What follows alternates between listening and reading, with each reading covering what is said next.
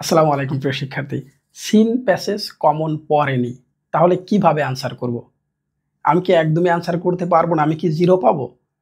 Total number হচ্ছে আমাদের কি 17, একটা হচ্ছে 7, একটা হচ্ছে 10। তাহলে এই 17 নাম্বারকে আমি ছেড়ে দিয়ে আসবো এত ইম্পর্ট্যান্ট একটা পরীক্ষায়, যেখানে সব কিছু হচ্ছে বলা যায় আনসিন। সিন প্যাসেজটাও যদি আমি না পারি তাহলে আমি কি লিখবো? এখন এই সিন প্যাসেজ যদি কমন না পড়ে কোনো কারণে, তুমি যে কয়টা পড়ে গেছো তার মধ্য থেকে আসে নাই, কিভাবে আনসার করব? যদি এই টেকনিকটা অবলম্বন করো তোমরা, তাহলে সেই ক্ষেত্রে প্রায় 80 থেকে 90% সঠিক উত্তর করা সম্ভব। কিন্তু এখন থেকে প্র্যাকটিস করতে হবে। সেটা কিভাবে? ভিডিও দেখার পর নিজে একটা ট্রাই করে দেখবে, বলে এই প্যাসেজটা আমি এখনো পড়ি নাই, দেখি এইভাবে করলে হয় কিনা। তুমি দেখবে হ্যাঁ, তুমি 30% এখনই সফল হয়ে গেছো, আমি নিশ্চিত। তাহলে কি করবে? 3টা পদ্ধতি আমি এখান দিয়েছি, অবলম্বন করবে, ইনশাল্লাহ হয়ে যাবে। কত? 80 থেকে 90% আমি আনসার করতে পারবো, খুব ভালো মতো করেই পারবো। সেটা কিভাবে? 12 থেকে 17 নাম্বার তুমি তুলতে পারবে এই 17-এর মধ্যে, যদি প্রপারলি এটা ওইখানে মনে করো মেনটেন করতে পারো। তাহলে প্রথমে 1 নাম্বার আমরা দেখবো হচ্ছে সম্পূর্ণ যে প্যাসেজটি আমাদের আছে, আমাদের যে সম্পূর্ণ প্যাসেজটা আসবে সেইটা আমি প্রথমে পড়বো না। এটা হচ্ছে প্রথম। তাহলে প্যাসেজ প্রথমে আমরা পড়বো না, খুবই মনোযোগ সহকারে শুনবে। আমি প্রথমে প্যাসেজ পড়বো না। আমি প্যাসেজের উপরে হেডলাইন বা সব কিছু দেখেই বুঝেছি এটা আমার কমন পড়েনি, এটা আমি পড়ে আসিনি। আমি তাহলে সম্পূর্ণ প্যাসেজটা পড়বো না। এটা হচ্ছে 1 নম্বর কথা। সম্পূর্ণ প্যাসেজ তোমাকে পড়া যাবে না শুরুতেই। এবার আসি, আমার সামনে দুটি কোশ্চেন, একটা আছে মাল্টিপল চয়েস কোশ্চেন এবং আরেকটা আছে আনসারিং কোশ্চেন। আমি কোনটা পড়বো? আমার এমসিকিউ দেওয়া আছে এবং হচ্ছে কোশ্চেন আনসার দেওয়া আছে। আমি কোনটা দিয়ে স্টার্ট করব? কোনো স্টার্টের প্রয়োজন নাই, এই দুটো একত্রে শুরু করবো সমানভাবে। তুমি মাল্টিপল চয়েস কোশ্চেনগুলো ABCD যেটা 7টাই পড়বে, শুধু কোশ্চেনটা পড়বে, অপশন 1 2 3 পড়বে না। আরেকবার, তাহলে মাল্টিপল চয়েস কোশ্চেন যে 7টা আছে 7টা কোশ্চেন পড়বে। আরেকবার বলতেছি, শুধুমাত্র প্রশ্নটা পড়বে। প্রশ্নটা পড়বে কতবার? মিনিমাম 5 বার পড়বে।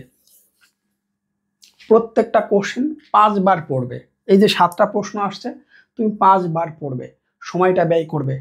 এবার আসে হচ্ছে আনসারিং কোশ্চেন কি সঙ্গে সঙ্গে পড়বো? হ্যাঁ, তখনই করে ফেলবা। এই আনসারিং কোশ্চেনগুলো তুমি পড়ে ফেলবা, কারণ এই প্রশ্নের মধ্যে এই 7টা কোশ্চেনের কিছু না কিছু লিঙ্ক দেওয়া থাকে, যেটা অনেকে ধরতে পারে না।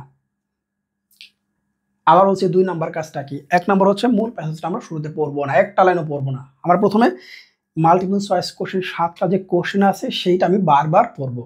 কয়বার? আমি 5 বার বলেছি পড়তে, 5 বার পড়ে ফেলো।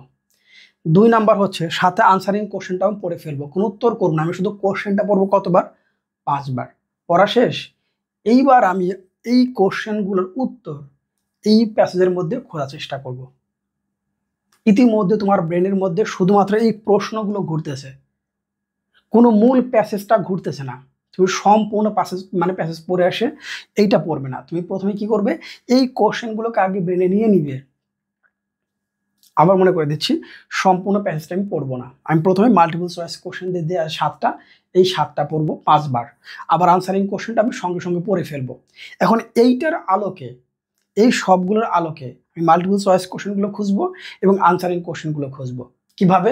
ওই যে আমি শুরুতে 5 বার পড়ে ফেলছি না, আমার ব্রেনে কোশ্চেনগুলো ঘুরতেছে। আমি এখন খুঁজলে অনেকাংশে 50% পেয়ে যাব। সমস্যা বাজে কোথায়? এরা না বুঝে প্রথমে পুরো প্যাসেজটা পড়া শুরু করে। এমনিই তো কমন পড়েনি, আরও হচ্ছে সেটা পড়তে গিয়ে ওই যে বললাম মনে রাখতে পারতেছে না, সমস্যা হচ্ছে এইখানে।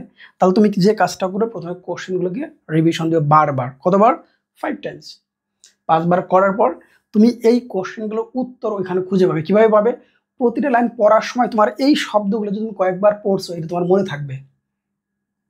তখন তুমি সম্পূর্ণ প্যাসেজ পড়ার সময় এখানে যে শব্দগুলো তুমি 5 বার পড়লে সেইটা মনে পড়বে, তুমি এখান থেকে ইজিলি আনসারটা বের করতে পারবে।